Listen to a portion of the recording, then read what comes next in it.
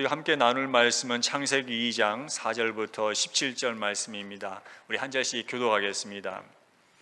이것이 천지가 창조될 때에 하늘과 땅의 내력이니 여호와 하나님이 땅과 하늘을 만드시던 날에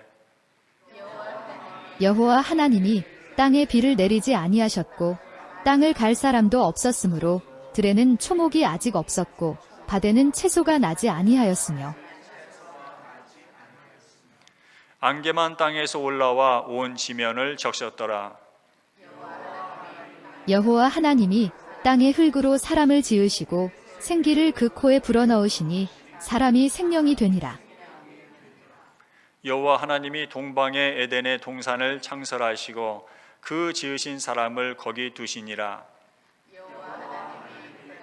여호와 하나님이 그 땅에서 보기에 아름답고 먹기에 좋은 나무가 나게 하시니 동산 가운데에는 생명나무와 선악을 알게 하는 나무도 있더라. 강이 에덴에서 흘러나와 동산을 적시고 거기서부터 갈라져 내 근원이 되었으니 첫째의 이름은 비손이라. 금이 있는 하윌라 온 땅을 둘렀으며 그 땅의 금은 순금이요 그곳에는 베델리엄과 호마노도 있으며 둘째 강의 이름은 기혼이라. 구스 온 땅을 둘렀고 셋째 강의 이름은 히데겔이라. 아수르 동쪽으로 흘렀으며 넷째 강은 유브라데더라. 여호와 하나님이 그 사람을 이끌어 에덴 동산에 두어 그것을 경작하며 지키게 하시고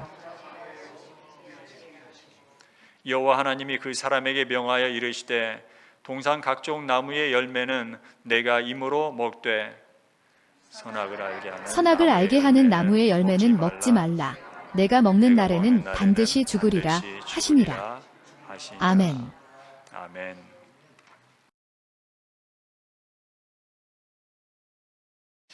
사랑하는 성도 여러분, 우리는 지난 시간 창세기 1장을 통해 온 우주를 창조하신 하나님을 보았습니다. 빛이 있으라는 말씀 한마디로 어둠을 몰아내시고 궁창을 만드시고 거대한 우주의 질서를 세우시는 초월적인 능력의 하나님을 우리는 보았습니다. 창세기 1장은 마치 우주 밖에서 지구 전체를 내려다보는 위성 카메라와도 같습니다. 광활한 우주, 수많은 별들, 태양과 달, 산과 바다, 그리고 창조의 정점이자 하나님의 형상인 우리 인간까지 장엄한 창조의 파노라마가 창세기 1장에서 펼쳐졌습니다. 그러나 오늘 우리가 함께 나눌 창세기 2장은 그 분위기가 사뭇 다릅니다. 마치 거대한 우주 전체를 비추던 카메라가 지구 안에서도 에덴이라고 하는 한 장소로, 그리고 마침내 한 사람에게 깊숙이 클로즈업 되는 것과 같습니다. 창세기 2장은 이제 거대한 우주보다 하나님의 형상을 닮은 그 한 사람에게 온전히 집중하고 있습니다. 오늘 본문 4절은 이렇게 시작합니다. 이것이 천지가 창조될 때에 하늘과 땅의 내력이니, 여기서 내력이라는 말은 족보 혹은 역사를 의미합니다. 창세기 1장이 인간이 창조되었다는 헤드라인 뉴스였다면 창세기 2장은 그 헤드라인 아래에 담긴 아주 세밀하고 구체적인 심층 취재 기사와 같습니다. 오늘 본문은 단순히 인간이 어떻게 만들어졌는가에 대한 생물학적 보고서가 아닙니다. 오히려 하나님께서 우리와 얼마나 깊은 관계를 맺기 원하시는지를 보여주는 러브레터이자 우리가 누구이며 어떻게 살아야 참된 행복을 누릴 수 있는지 그 길을 안내해주는 인생의 나침판과 같습니다. 먼저 7절 말씀을 다 함께 주목해 보겠어요. 여호와 하나님이 땅의 흙으로 사람을 지으시고, 여기서 지으시고라는 단어는 토기장이가 흙을 반죽해서 정성스럽게 그릇을 빚을 때 사용하는 단어입니다.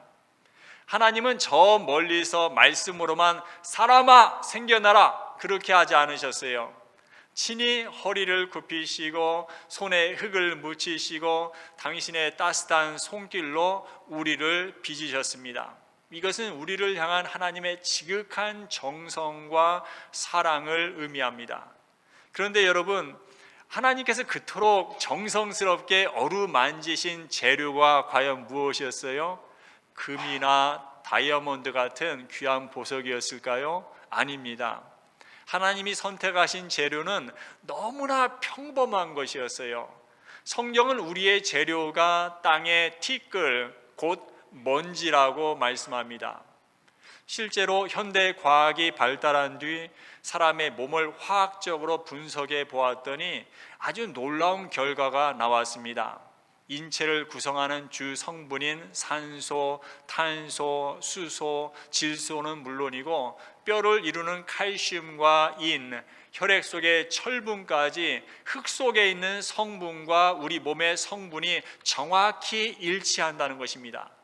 쉽게 말해 우리 뼈를 이루는 칼슘은 자연의 석회암 성분이고 우리 피를 붉게 만드는 철분은 붉은 황토흙의 성분과 같습니다. 하나님께서 우리를 흙으로 지으셨다는 말씀은 비유가 아닙니다. 우리는 문자 그대로 걸어다니는 흙인 것입니다. 이 사실은 우리가 죽음을 맞이할 때 더욱 분명해집니다. 사람이 죽어 육체가 분해되면 어떻게 됩니까? 놀랍게도 단 한 줌의 흙으로 자연으로 완벽하게 돌아갑니다. 너는 흙이니 흙으로 돌아갈 것이니라. 수천 년 전 기록된 이 성경 말씀은 단순히 시적인 표현이 아니라 정확한 과학적 팩트입니다. 어떤 과학자가 인간의 몸을 화학약품 가격으로 환산해 보았더니 우리 몸의 재료값이 고작 몇 달러에 불과했다고 말했습니다. 여러분, 이 과학적인 사실이 우리에게 주는 영적 의미는 무엇입니까? 인간은 대단해 보이지만 하나님 없이는 부서지기 쉬운 질그릇이며 결국 흙으로 돌아갈 수밖에 없는 유한한 존재라는 사실입니다. 우리가 아무리 비싼 옷을 입고 화려한 업적을 쌓아도 우리의 본질은 깨지기 쉬운 질그릇과 같습니다.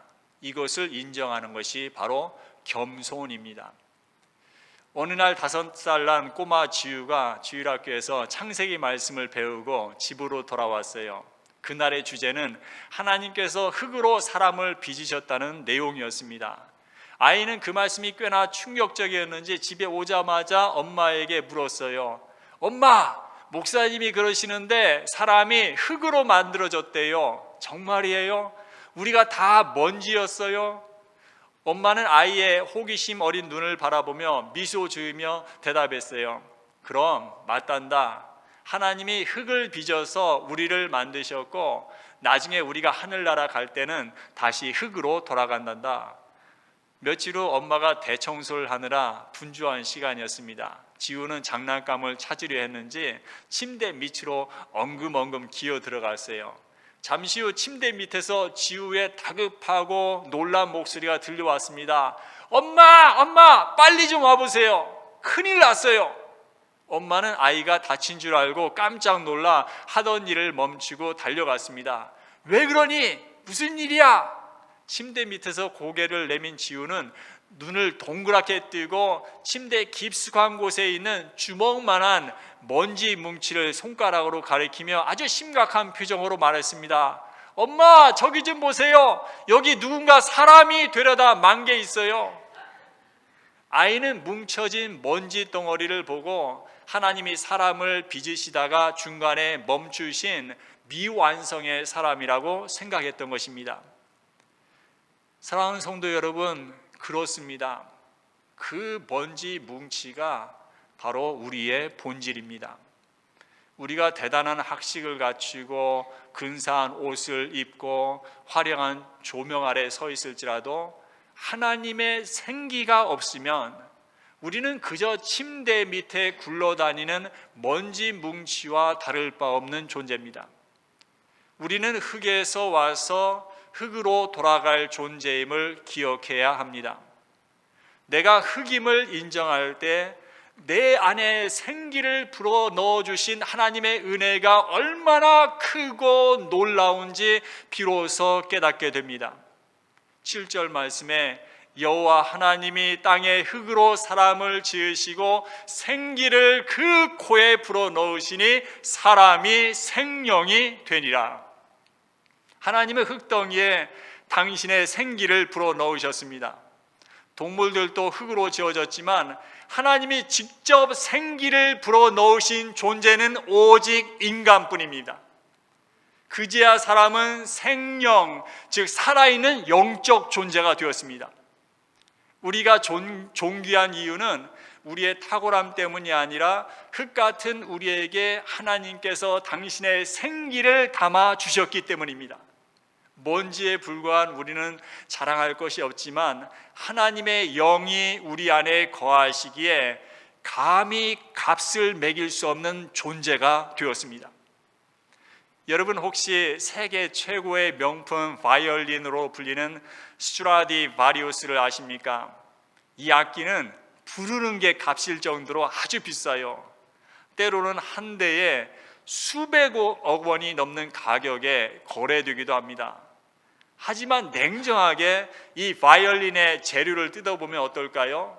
그저 숲에서 흔히 볼 수 있는 오래된 나무 조각, 약간의 니스칠, 그리고 동물의 내장으로 만든 줄이 전부입니다.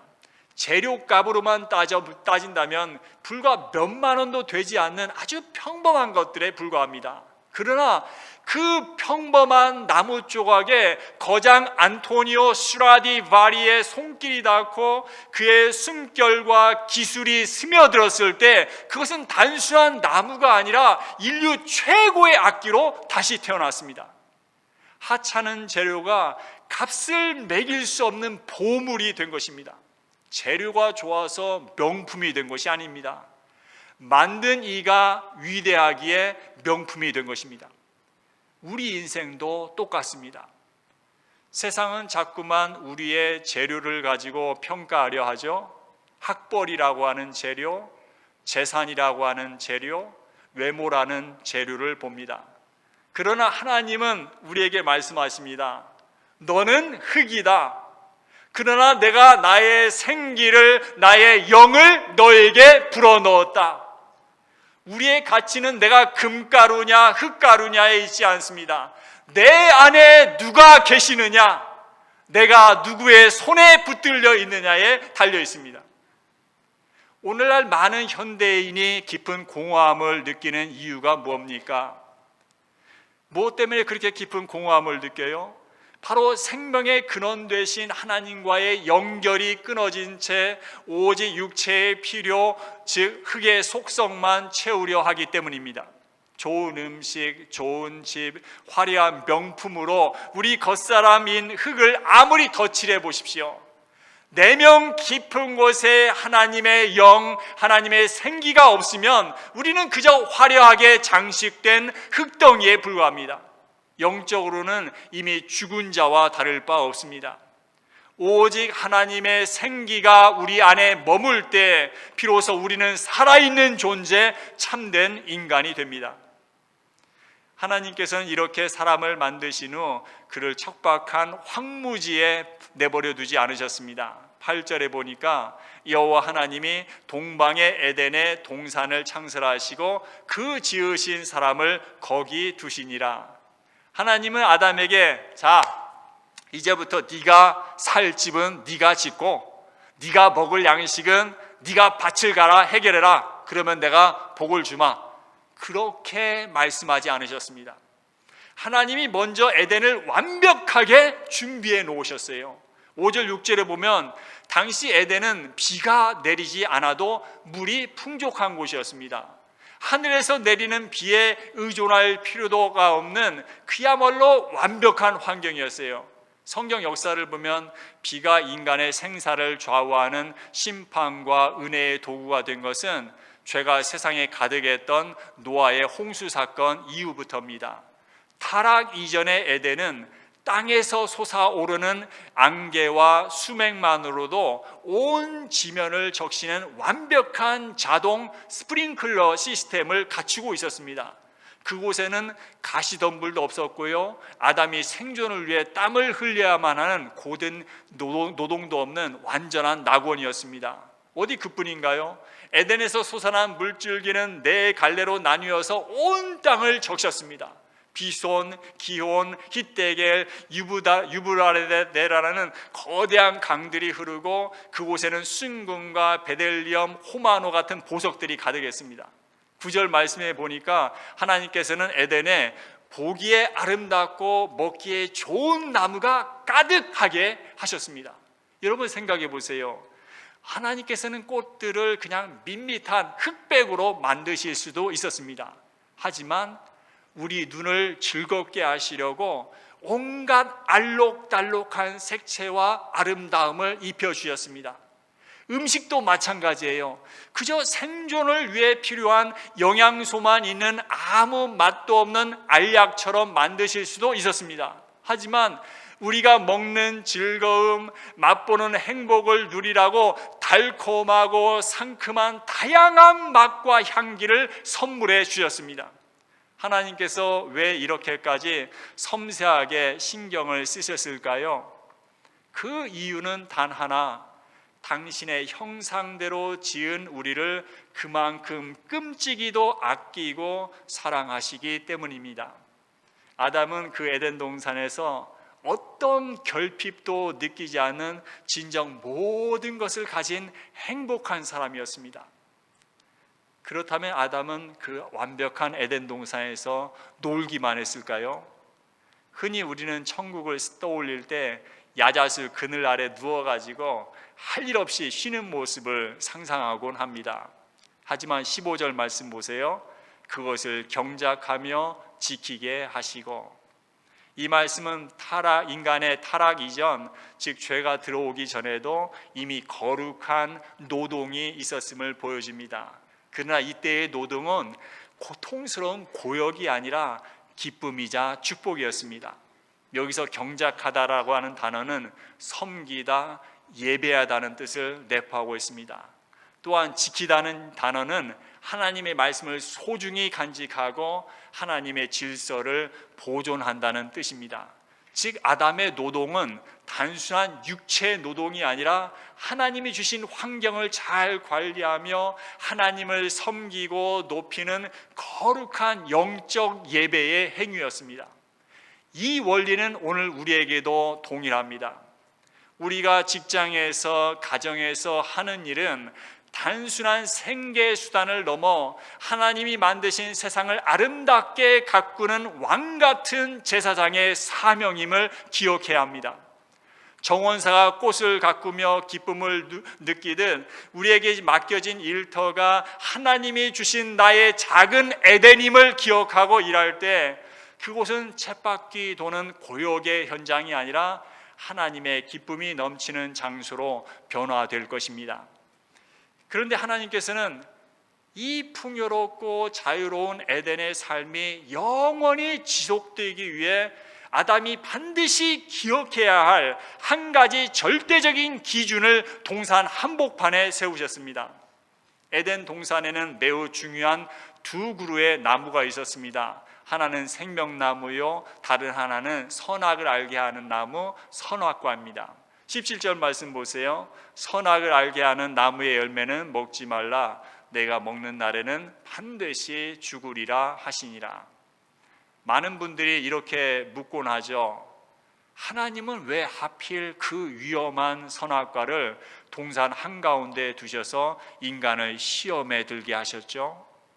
그게 없었으면 타락도 없었고 죄도 없었을 텐데요. 누구나 한 번쯤 이런 질문을 던집니다. 마치 하나님이 함정을 파놓으신 것처럼 느껴지죠. 그러나 여러분, 우리는 분명히 알아야 합니다. 선악과는 결코 우리를 넘어뜨리거나 죽이기 위한 함정이 아니라 오히려 피조물인 우리가 길을 잃지 않도록 지켜주는 가장 확실한 사랑의 울타리이자 안전장치였습니다. 그렇다면 그 안전장치가 왜 필요했을까요? 에덴 동산의 모든 것은 아담의 것이었습니다. 아담은 왕처럼 모든 것을 다스렸어요. 그러다 보면 인간은 치명적인 착각에 빠지기 쉽습니다. 아, 이 모든 것이 다 내 것이구나. 내가 주인이구나. 내가 곧 하나님이구나. 선악과는 바로 그 교만의 싹을 잘라내고 인간의 위치를 지켜주는 유일한 장치였습니다. 동상 중앙에 있는 그 선악과를 나무를 볼 때마다 아담은 깨달았을 겁니다. 아, 나는 이 동산의 관리자일 뿐 진짜 주인은 하나님이시구나. 내 위에 나를 지으신 창조주가 계시는구나. 즉 선악과는 하나님은 주인이시고 나는 청지기다라는 사실을 잊지 않게 하는 거룩한 영적 안전장치였습니다. 하나님과 우리 사이에는 결코 넘어서는 안 될 창조의 질서가 있음을 보여주는 표지판이었어요. 기차가 철로 위에 있을 때 가장 빠르고 자유롭듯 물고기가 물 안에 있을 때 생명을 누리듯 인간은 하나님의 권위 아래 있을 때 비로소 진정한 자유와 생명을 누릴 수 있습니다. 그렇다면 여기서 한 가지 질문이 생겨요. 하나님은 왜 아예 따먹을 수 없도록 손이 닿지 않는 절벽 끝이나 높은 곳에 선악과를 두지 않으셨을까요? 그 이유는 분명합니다. 하나님은 기계적인 순종이 아니라 자발적인 사랑을 원하셨기 때문입니다. 먹지 말라는 명령은 먹을 수도 있는 자유를 전제합니다. 하나님은 아담에게 당신을 거역할 수 있는 자유까지도 허락하셨습니다. 그리고 그 자유를 가지고 로봇처럼 입력된 프로그램에 따라 움직이는 것이 아니라 자신의 인격과 의지로 하나님을 스스로 선택하고 순종하기를 간절히 기다리셨습니다. 진정한 사랑은 강요해서 나올 수 없기 때문이죠. 그러나 선악과를 따먹는다는 것은 단순히 과일 하나를 먹는 행위가 아닙니다. 그것은 이제부터 내 인생의 선과 악은 내가 결정하겠다. 내가 내 인생의 주인이다 라는 독립선언과도 같습니다. 피조물인 인간이 하나님의 말씀을 떠나 스스로 선과 악의 기준이 되겠다는 이 반역 행위, 이것이 바로 성경이 말하는 죄의 본질입니다. 하나님은 먹는 날에는 반드시 죽으리라고 엄중히 경고하셨습니다. 사랑하는 성도 여러분, 이것은 단순한 공포를 주기 위한 위협이 아닙니다. 변할 수 없는 영적인 사실을 말씀하신 겁니다. 한번 상상해 보세요. 전구에 코드를 뽑으면 어떻게 됩니까? 전구 자체는 멀쩡해 보여도 빛은 즉시 사라집니다. 이미 죽은 전구가 된 것이죠. 마찬가지로 생명의 근원이신 하나님으로부터 끊어지는 것, 그것이 바로 성경이 말하는 죽음입니다. 그러므로 선악과는 단순한 금지 명령이 아니었습니다. 오히려 너는 나를 떠나서는 잠시도 살 수 없는 존재란다. 내 안에 머물러라 말씀하시는 하나님의 간절한 호소이자 우리를 살리기 위한 가장 중요한 생명의 표지판이었습니다. 그러나 사랑하는 성도 여러분, 너무나 안타깝게도 우리는 어떤 일이 벌어졌는지를 잘 알고 있습니다. 인류의 대표였던 아담은 하나님의 그 풍성한 사랑과 엄중한 경고를 무시했습니다. 뱀의 유혹에 빠진 인간은 결국 스스로 하나님처럼 되어 선과 악을 직접 결정하겠다는 교만의 손을 뻗어 선악과를 따먹고 말았습니다. 그 결과는 참혹했죠. 전구의 코드가 뽑히듯 인간은 생명의 근원이신 하나님에게서 즉시 끊어졌습니다. 그 순간 영적인 죽음이 즉각적으로 찾아왔고 우리의 육체 또한 시들어가며 결국 한 줌의 흙으로 돌아가는 육적인 죽음을 피할 수 없게 되었습니다. 에덴에서 쫓겨난 인간의 삶은 더 이상 낙원이 아니었습니다. 가시덤불과 엉겅퀴가 솟아나는 고통과 수고의 연속이 되었습니다. 이것은 단지 아담 한 사람의 이야기가 아닙니다. 바로 우리 모두의 이야기입니다. 인류의 조상인 아담 안에서 우리 모두 죄를 지었고 죽음을 피할 수 없는 비극적인 운명을 맞이하게 된 것이죠. 로마서 5장 12절은 이 엄연한 현실을 이렇게 선포합니다.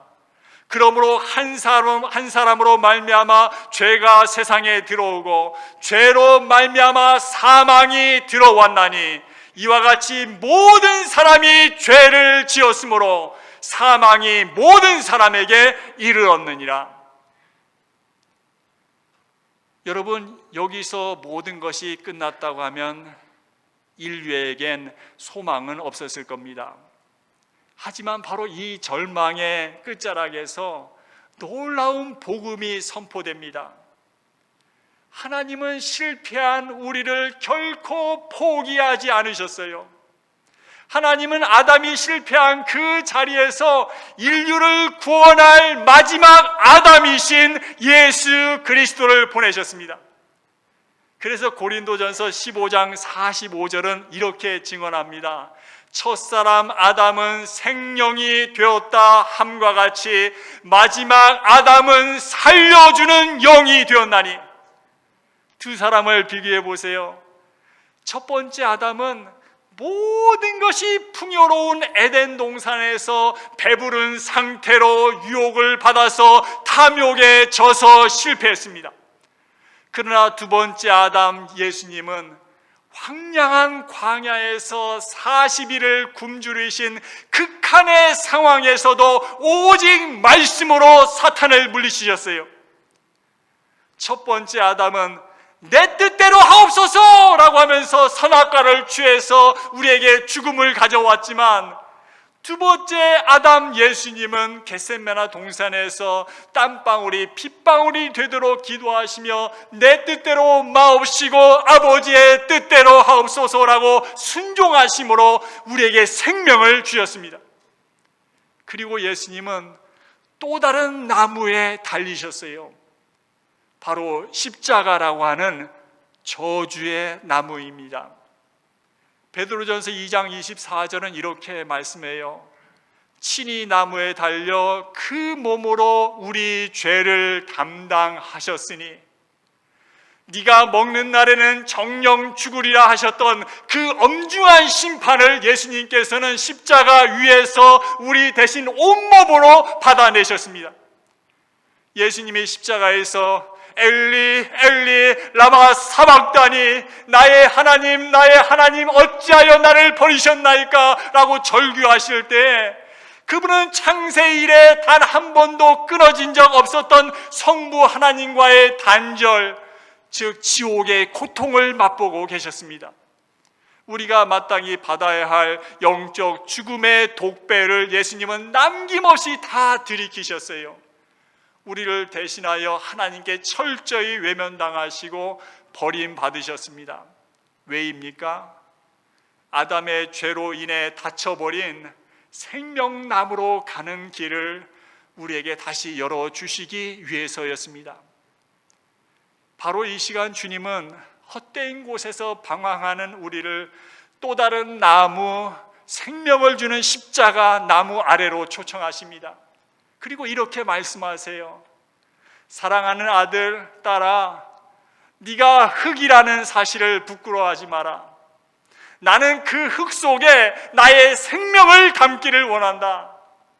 네가 주인 되려던 무거운 짐을 내려놓고 나의 권위 아래로 들어오라. 그때 너는 비로소 참된 쉼과 자유를 얻게 될 것이다. 우리가 잃어버린 생명은 오직 예수 그리스도 안에 있습니다.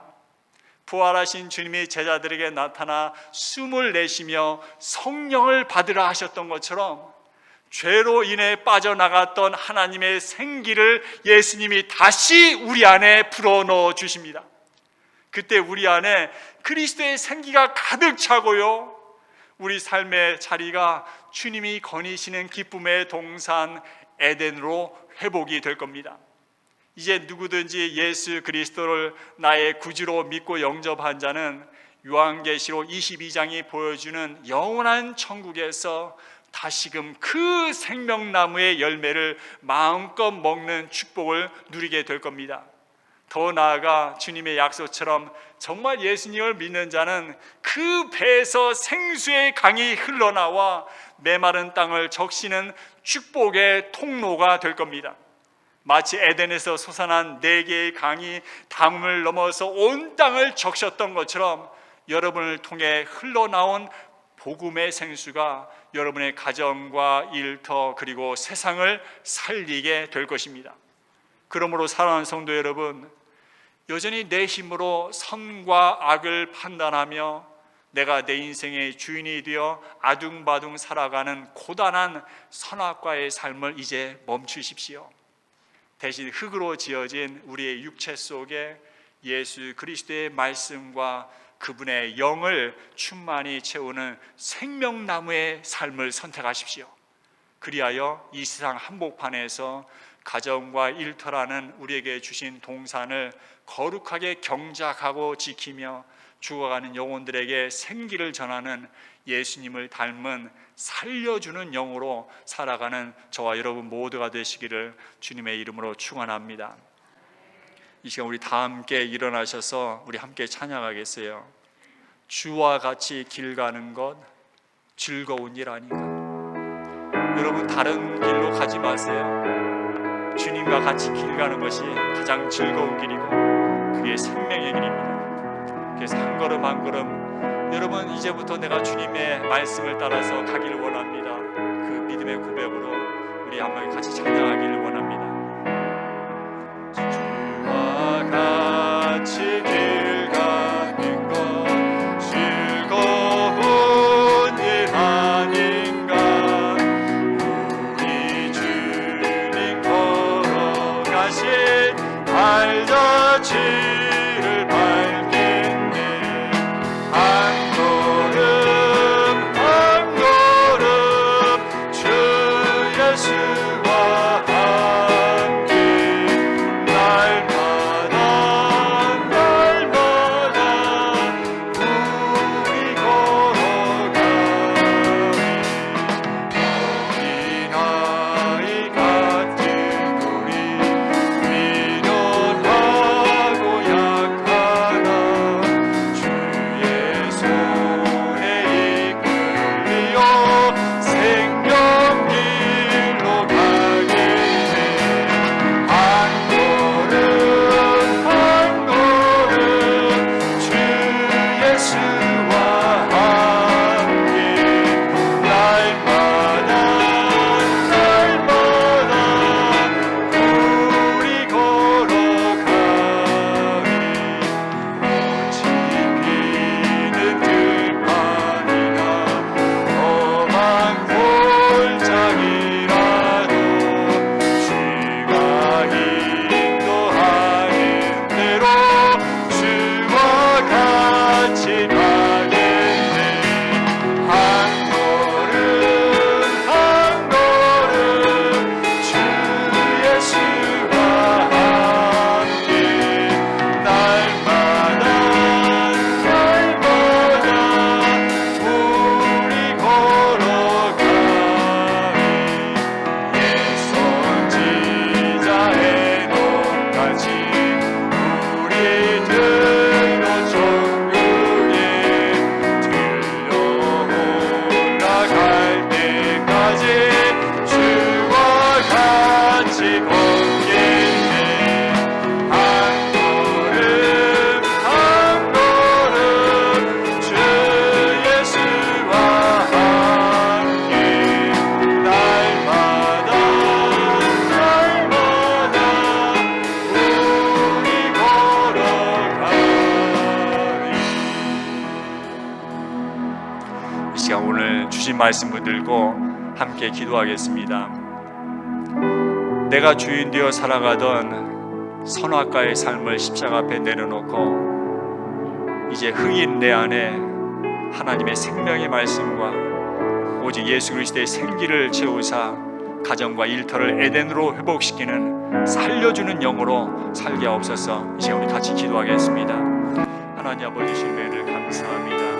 아버지 흙덩어리 먼지 연가했던 우리 가운데 아버지 주님의 생명을 주셔서 아버지 가치 있는 존재요 우리 안전을 싸우시고 아버지 하나님의 거룩한 서버의 놀라운 일을 하는 하나님의 교회를 지향 삼으신 아버지 하나님 감사드립니다.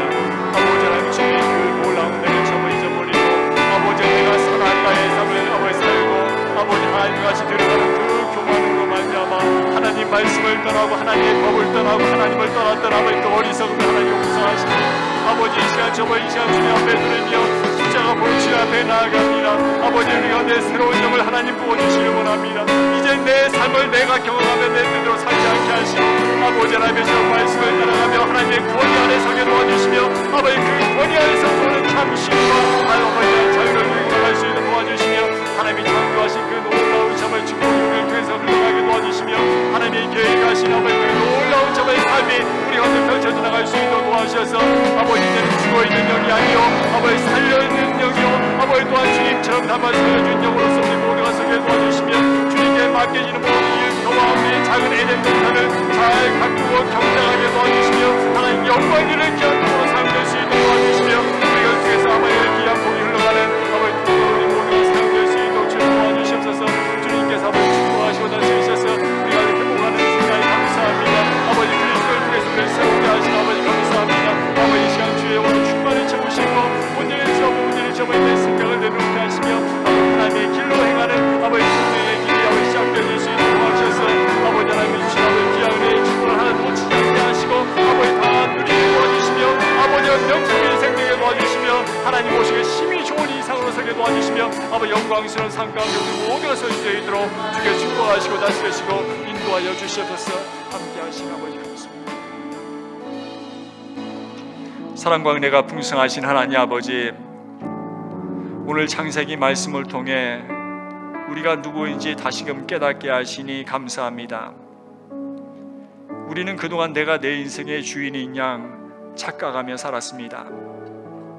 하나님 말씀보다 내 판단을 앞세우며 스스로 선과 악을 결정하려 했던 선악과의 삶을 회개합니다. 생명의 근원 되신 주님을 떠나 껍데기만 화려한 흙덩이로 살아가려 했던 우리의 어리석음을 용서하여 주시옵소서. 이 시간 우리를 위해 십자가 나무에 달리신 예수 그리스도의 사랑을 의지하여 나아갑니다. 죄로 인해 끊어졌던 생명줄을 다시 이어주시고 메마른 심령의 주의 성령을 충만하게 부어주시옵소서. 그리하여 우리 배에서 생수의 강이 흘러나와 우리의 가정과 이웃 그리고 병든 세상을 살리는 축복의 통로가 되게 하여 주옵소서. 흙으로 빚어진 우리 인생이 예수 그리스도의 손에 붙들려 세상이 흉내낼 수 없는 명품 인생 하나님의 걸작품으로 쓰임받게 하옵소서. 우리를 흙에서 생명으로 죄인에서 의인으로 다시 빚어주신 우리 주 예수 그리스도의 이름으로 기도드리옵나이다. 아멘. 이제는 마지막 아담이 되셔서 우리에게 영원한 생명을 주신 우리 주 예수 그리스도의 은혜와 흙으로 우리를 빚으시고 그 속에 주님의 숨결을 담아주신 하나님 아버지의 극진하신 사랑하심과 메마른 우리 심령의 생수의 강이 흐르게 하시고 날마다 우리를 새롭게 하시는 성령님의 감화 감동 교통하심이 오늘 십자가 나무 아래서 헛된 욕망을 내려놓고 하나님이 주신 생기로 충만하여 가정과 일터 온 세상을 에덴으로 변화시키기로 결단하는 모든 성도들의 머리 위에 그들의 가정과 자녀와 일터 위에 지금부터 영원토록 함께 하시기를 간절히 축원하옵나이다.